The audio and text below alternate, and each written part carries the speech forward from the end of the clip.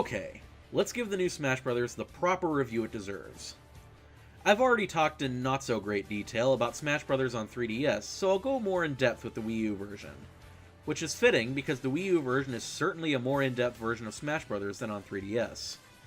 On a technical level, the two versions are identical. They share the same fighters, the same items, and the same physics engine, so a one-on-one match on Final Destination will play out the same way on Wii U that it will on 3DS.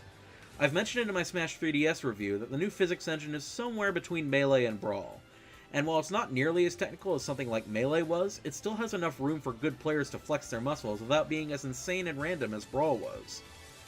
As for the maps, the two versions have completely different ones, aside from the traditional Battlefield and Final Destination.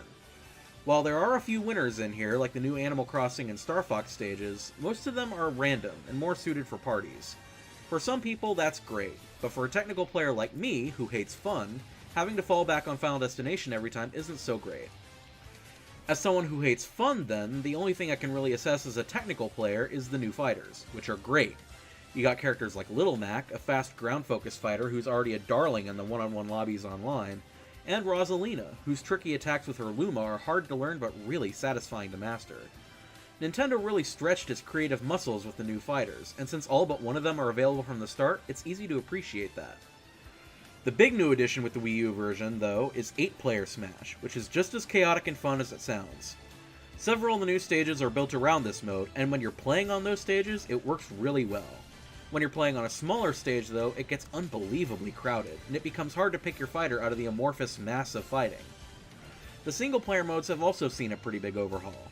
The Classic mode gives you flexible options for who you fight with and against, and if you're up to the challenge, there's a really satisfying new boss at the end. The old Break the Targets mode has been replaced with an oddly placed Angry Birds-style minigame, which makes me miss the old personalized target maps from Melee even more. And of course, there are more trophies than ever, and a new, rather fun minigame called Trophy Rush has been added that makes collecting them a blast. Sometimes literally.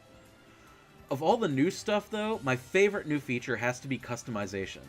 Stage Builder is back and as trollish as ever, but now you can create your own fighters, based on either one of your Miis or on an existing fighter. The options are really extensive, and I was quickly able to create a flashy Willem Dafoe fighter in mere minutes. The permutations are nearly endless, and I hope this is a feature that gets to return in future Smash titles. As a former tournament player, Smash for Wii U is not for me. I doubt any future Smash games will ever be for me. But I still got a huge kick out of it, and there's enough fan service in this package to satisfy me anyway. I didn't even delve into the amiibos, or the option to use a GameCube controller, which is seriously a really nice gesture from Nintendo. I'd have no problem saying that this is easily one of my games of the year, and while that seems biased from the perspective of someone like me, just go play it for yourselves. I'm sure you'll agree.